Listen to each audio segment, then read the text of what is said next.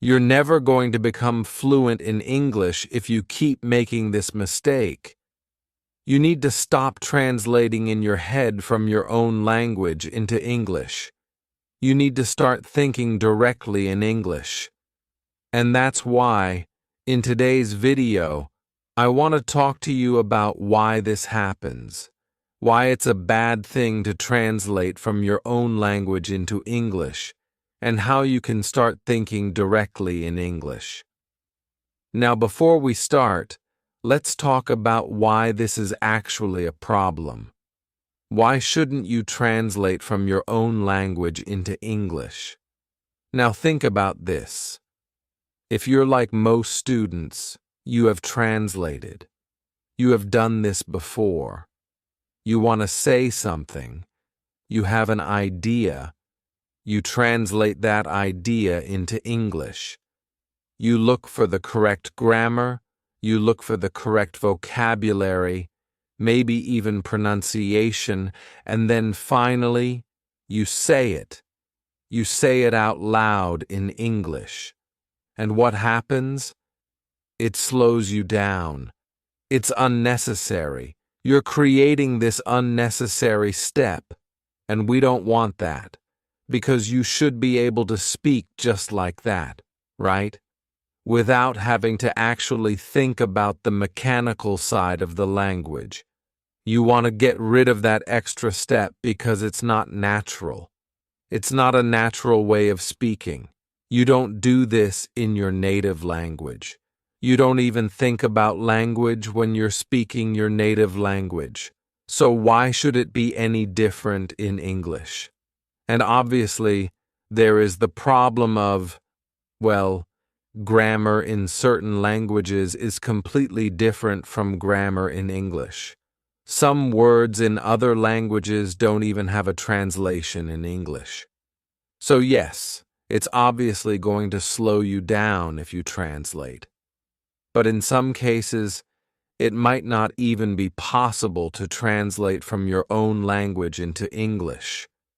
It might be totally incorrect. So forget translation. Forget that. You need to think directly in English without worrying about the mechanics of the language. Now I want to talk to you about how you can actually do this. How do you think directly in English? How do you make speaking English something natural, something comfortable, something that you don't need to think about? Well, in English, we have an expression, fake it till you make it. Fake it till you make it. It means you pretend to do something until eventually, after you do it a lot, you got it. You've made it. You've succeeded. Okay? Fake it till you make it, we say. And what I want you to do is fake being a native speaker. Fake being a native English speaker. Now, the reason why your native language is so natural to you is because your whole world, when you grew up, was in that language. Your whole environment was in your native language. And when you learn a second language, or a third language, which might be English or another language, suddenly you have a different environment. It's not the same. Your parents might not speak it. Your friends might not speak it. You still do things in your native language. And when I say fake it till you make it, I mean pretend you're a native English speaker and live your life like a native English speaker would. Surround yourself with the English language. Think about what a native English speaker would do in the morning when he or she wakes up. They turn on their phone. Their phone would be in English. Put your phone in English. They would go get ready for the day. Maybe they would watch YouTube as they brush their teeth in English. Maybe they would turn on the radio as they prepared breakfast. The radio would be in English. Everything in their life would be in English, because that's their native language.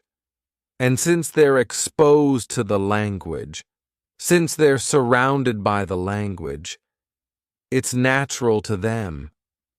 They don't need to think about it. They just speak. And that's the key. That is the key to becoming fluent in a language. Surrounding yourself with the language, making the language part of you, part of your life. If you don't do this, it will always just be a school subject. It will always be something that you have to study, that you have to think about. It will never be part of you.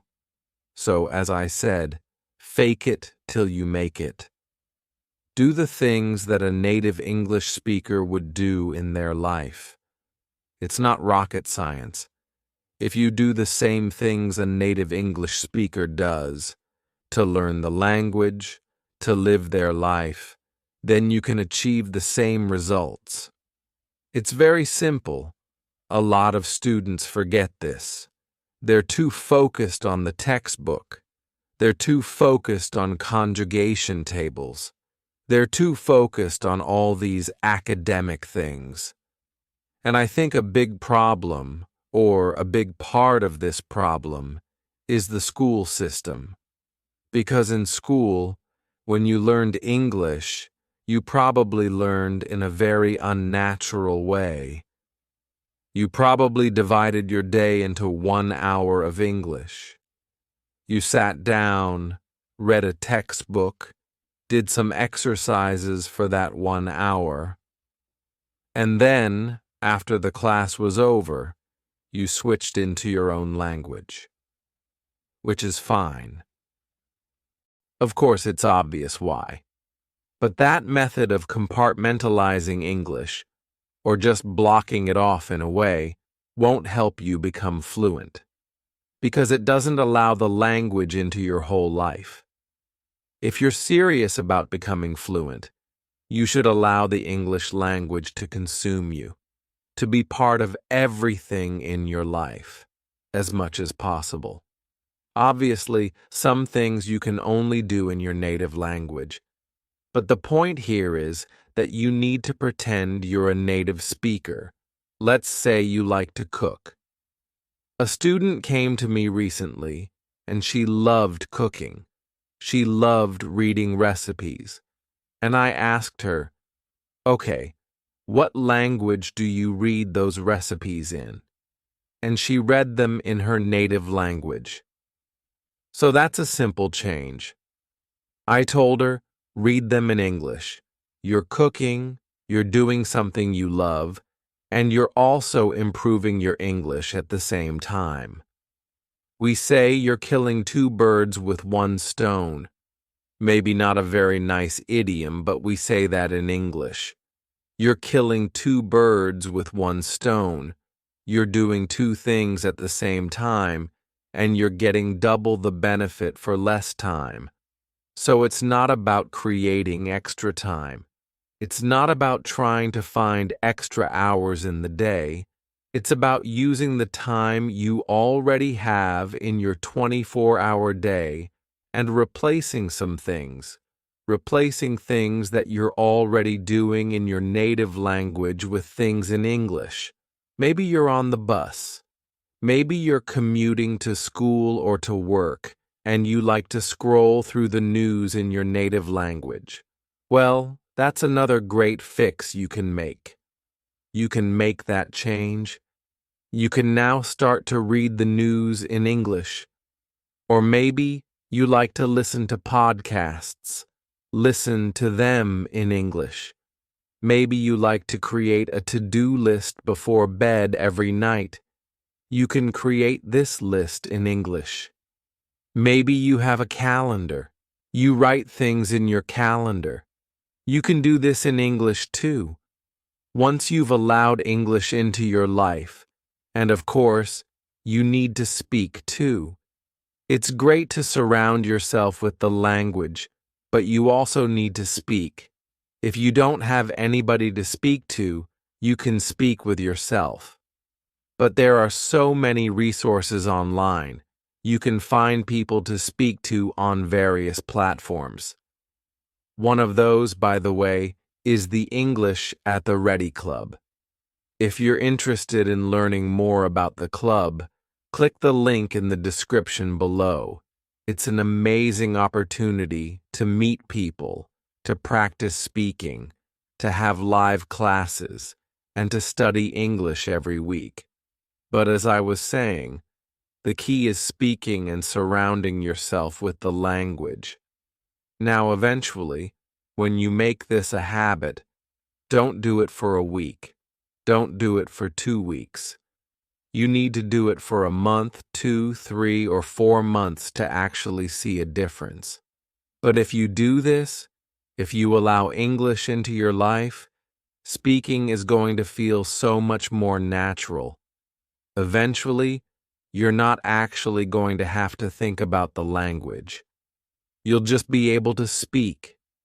You'll be able to express your ideas without allowing language to slow you down or burden you.